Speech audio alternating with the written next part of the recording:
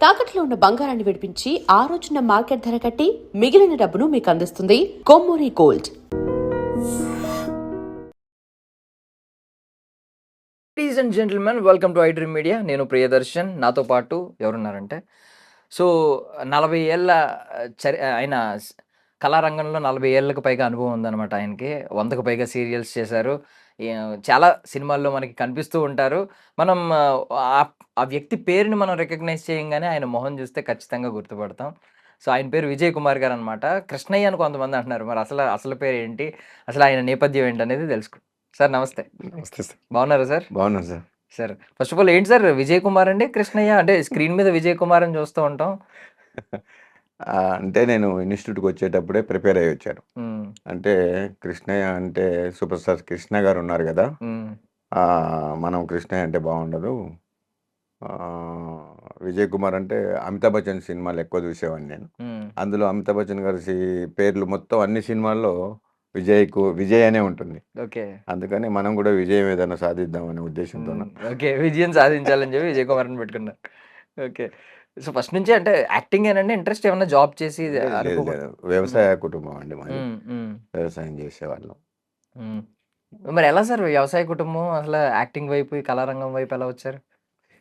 అంటే చిన్నప్పుడు మా ఊర్లో బ్రహ్మంగారి చరిత్ర అని నాటకం ఒకటి వేస్తుంటే అందులో నాకు బాలబ్రహ్మ వేషం ఇచ్చారు.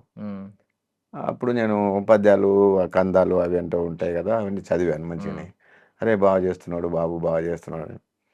అంటే అలా అప్పుడు నాకు నేనుగా అమ్మయ్య నేను కూడా నలుగురిని మెప్పిస్తున్నాను అని అనుకున్నాను అంతే.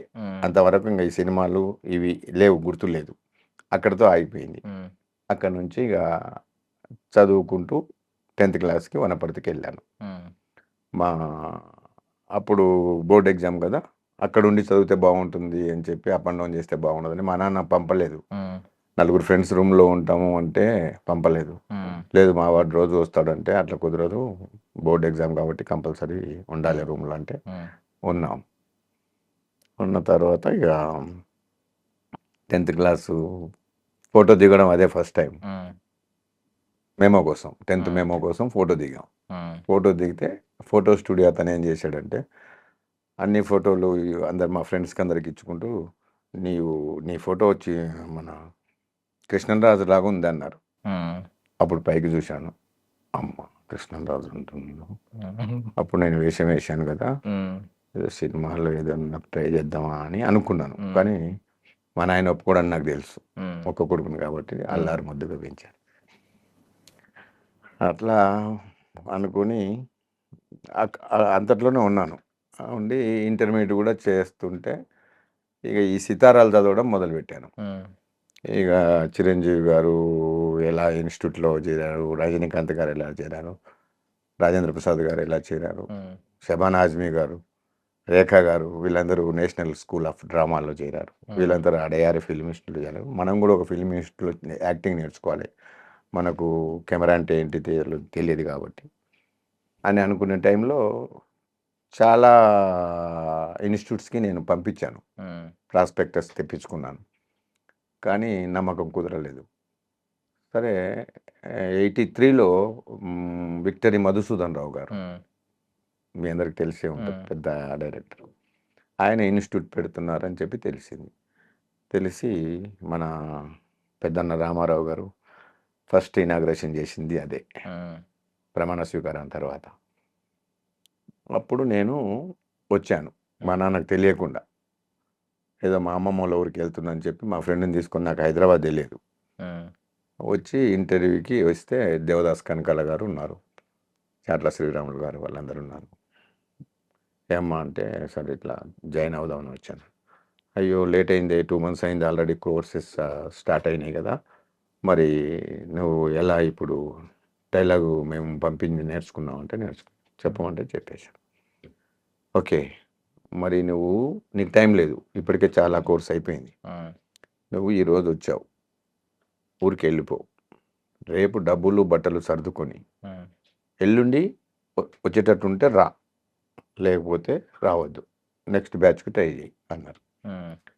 అంటే ఇంకా బస్సులో వెళ్తూ ఆలోచన చేసుకుని అప్పుడు ఇన్స్టిట్యూట్లో పాకలేసి ఉన్నాయి, బిల్డింగ్లు కాదు. మళ్ళీ డౌట్ మొదలు. ఇది కూడా పాకలేసి ఉంది, ఎట్లా ఏంటి అని అనుకున్నాను. అనుకొని ఆ ఇయర్ రాలేదు నేను. ఇక అప్పటికి మాకు ఆయిల్ ఇంజన్ ఉండేది.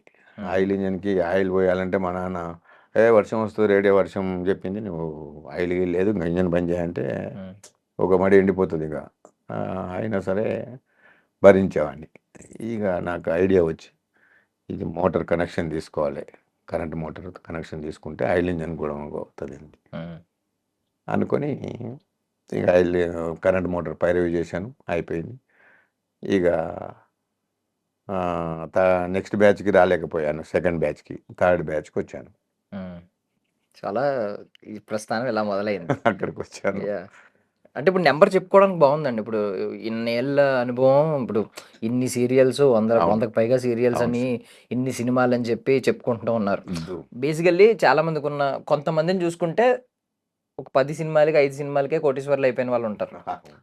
ఇలాంటి వాళ్ళు ఉంటారు. అండ్ బయట జనాలు కూడా ఏమనుకుంటారంటే, సినిమా వాళ్ళు, సీరియల్ వాళ్ళు అంటే వీళ్ళు బాగా డబ్బులు గడిస్తారు, సో వీళ్ళకి అన్నీ బాగుంటుంది, వీళ్ళకి ఏంటి ఇది జీవితం అంటే అని అనుకుంటారు. వాస్తవం కావాలి మాకు. అసలు ఏంటి ఇప్పుడు ఇన్ని ఏళ్ళ అనుభవంలో ఇంత మీరేంటి బాగా కోట్లు వెనకేశారు? అట్లా కాదు సార్. నా ఫస్ట్ రెమ్యూనరేషను, ఫస్ట్ ఫిల్మ్ వచ్చేసి ఉషా కిరణ్ మూవీస్ వాళ్ళది. నేను ఉషా కిరణ్ మూవీస్ నూతన నటీనటులు కావాలంటే వాళ్ళకు కూడా ఫోటోలు పంపించేవాడిని ఇంటర్మీడియట్లో ఉన్నప్పుడు. ఆ కళ ఇన్స్టిట్యూట్కి వచ్చిన తర్వాత సెకండ్ ఇయర్లో మాకు 2 ఇయర్స్ కోర్స్ అనమాట. ఆ సెకండ్ ఇయర్లో ఆ అవకాశం వచ్చింది. వస్తే ఫస్ట్ కెమెరా ఫేస్ చేసింది ఉషా కిరణ్ మూవీస్, నా మాతృ సంస్థ అని చెప్పుకోవచ్చు.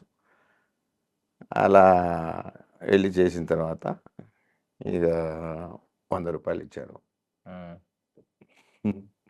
ఆ 100 రూపాయలకి 16 రూపాయలు కలిపి ఛార్జీలు నేను పెట్టుకొని యాదగిరిగుట్టకి వెళ్ళి స్వామివారి ఉండిలో వేసి, ఇది నా మొదటి సంపాదన స్వామి, మీకే అర్పిస్తుందని చెప్పారు.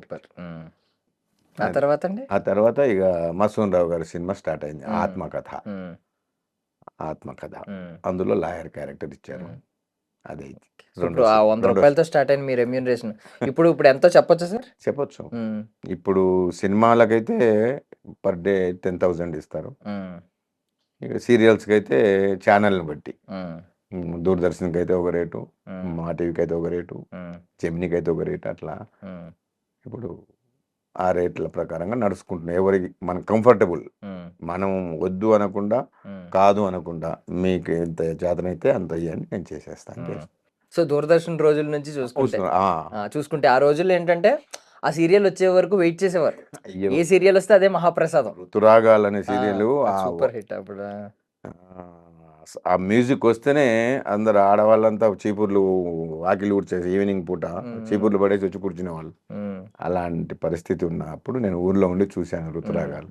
మన వాళ్ళందరూ నటిస్తున్నారు. నేను అప్పటికి ఇంకా ఇన్స్టిట్యూట్ అయిపోయి ఊరు వెళ్ళిపోయాను. ఊరు వెళ్ళిపోతే చూసి మళ్ళీ మనం వెళ్ళాలి అని చెప్పి అనుకొని మళ్ళీ వచ్చాను.